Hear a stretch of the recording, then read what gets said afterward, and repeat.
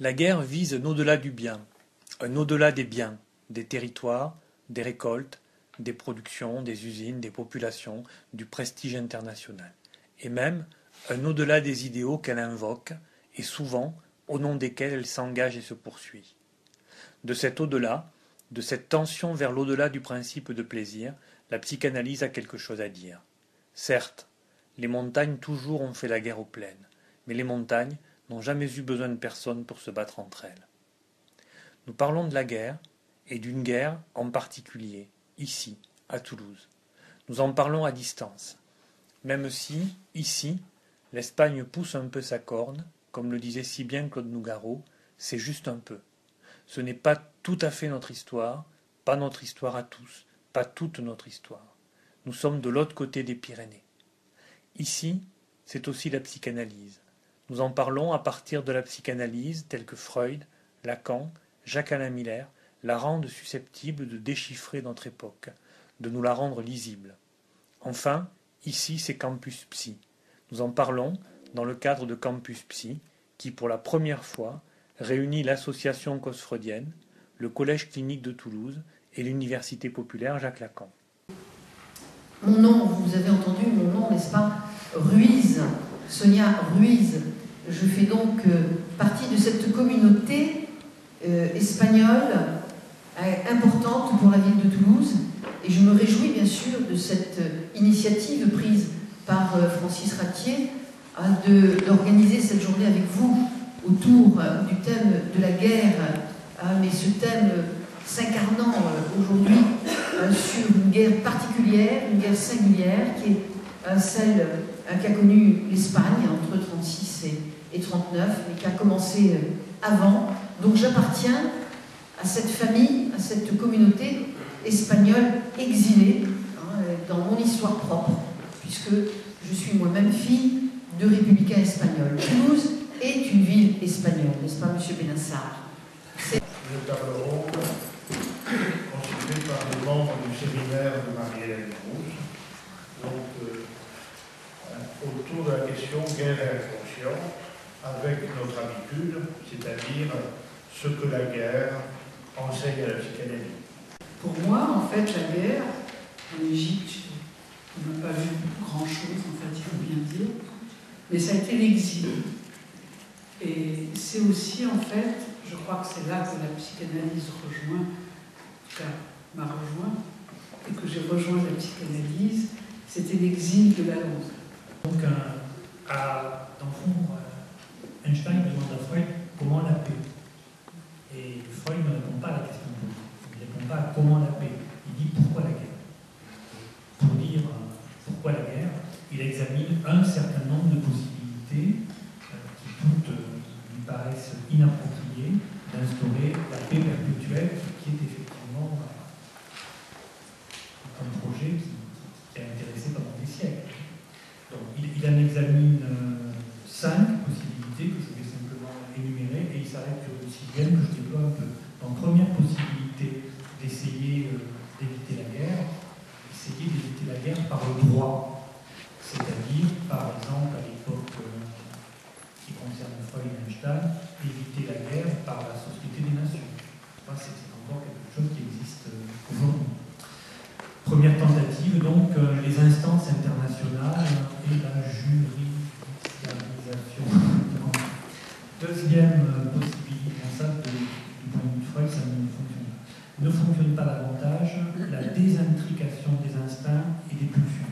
Alors précisément, la désintrication des instincts ne fonctionne pas parce que les instincts ne sont pas des instincts, mais les instincts sont des pulsions.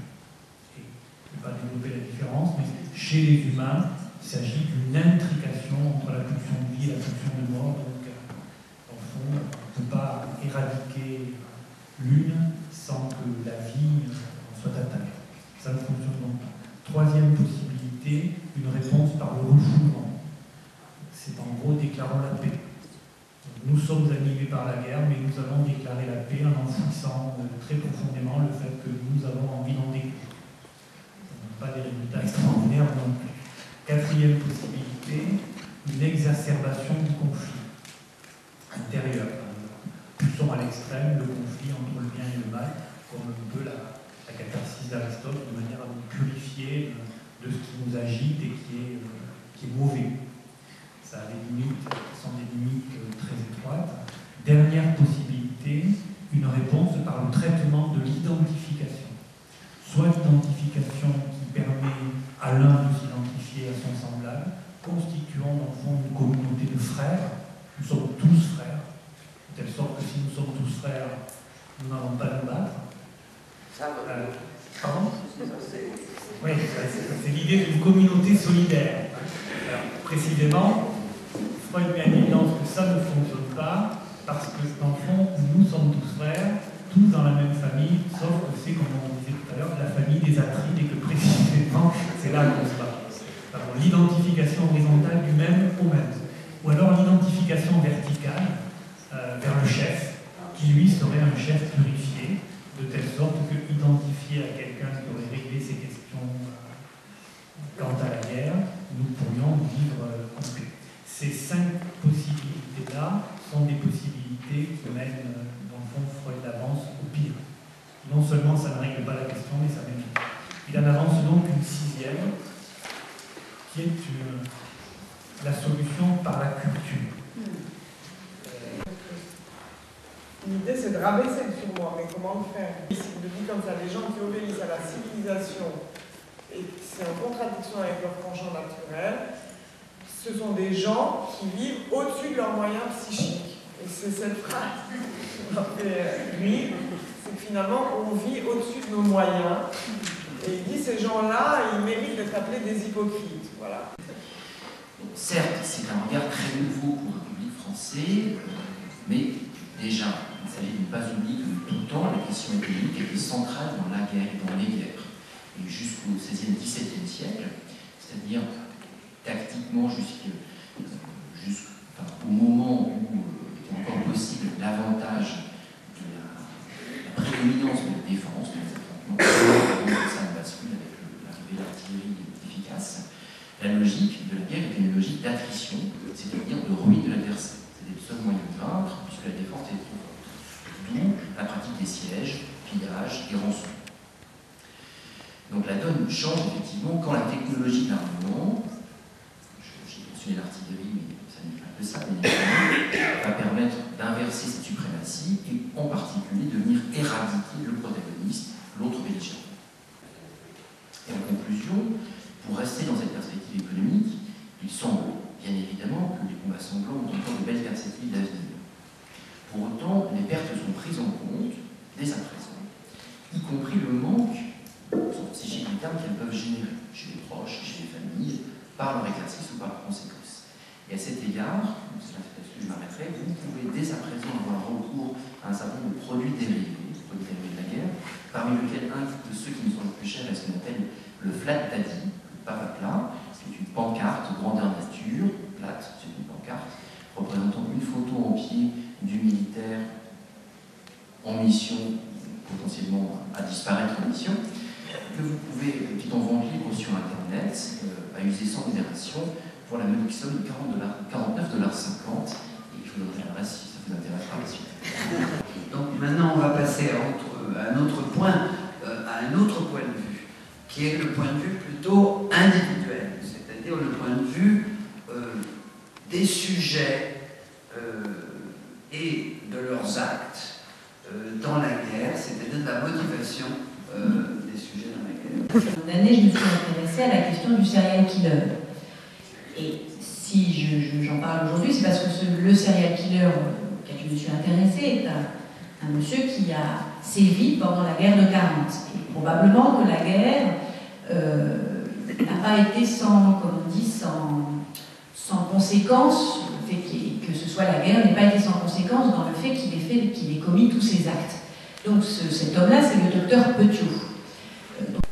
Donc voilà, c'était une question. Et alors, une autre phrase qu'il a dit, parce que c'est quand même tout à fait surprenant. Ma conscience ne me reproche rien.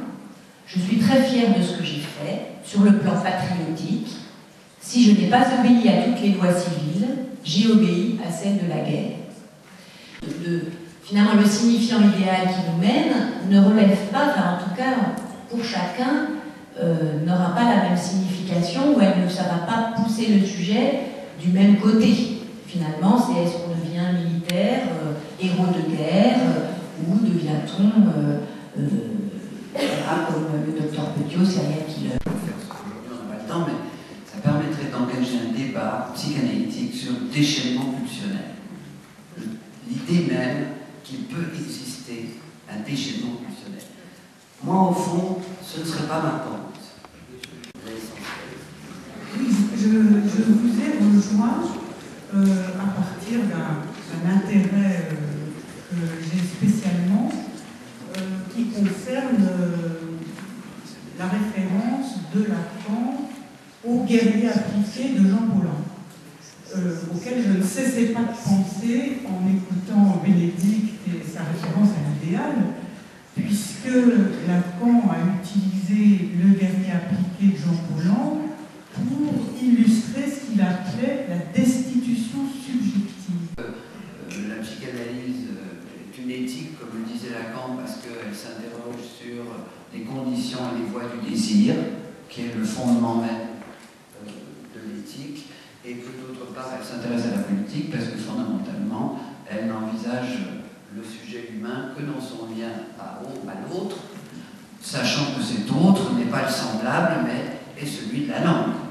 C'est-à-dire c'est l'autre du langage. La spécificité de la psychanalyse par rapport à la psychologie ou d'autres disciplines comme la sociologie consiste à neutraliser totalement, méthodologiquement, la dimension individuelle et collective de la façon suivante. Le sujet de la psychanalyse, c'est le sujet du langage. La définition que donne Lacan du sujet, ça n'est pas vous ou moi, c'est-à-dire des personnes, c'est la suivante. Un sujet est représenté par un signifiant pour un autre signifiant.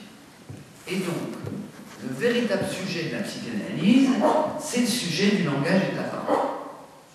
Ce qui fait que la question du collectif et de l'individuel est totalement subvertie. Nous n'avons d'idée que collective. Premier point. Deuxième point, la guerre fait partie intégrante de la civilisation. Ça n'est pas de la barbarie. Il n'y a pas à mettre la guerre en dehors de la civilisation, comme Aristote mettait en dehors du genre humain les monstres qu'étaient les tyrans sur un certain nombre d'actes qu'ils avaient commis. Je dirais, ce ne sont pas des êtres humains, donc ils n'entrent pas dans la catégorie être humain, donc on ne les étudie pas. Non, la guerre fait partie de la civilisation. Il n'y a pas de guerre sans civilisation. Une division entre ce qu'il appelle l'imaginaire, ce qu'il appelle le symbolique et ce qu'il appelle le réel. C'est ça, trois dimensions fondamentales du registre de la vie psychique humaine. Ce qui se perd dans la guerre entre le passage du symbolique au réel, c'est le désir.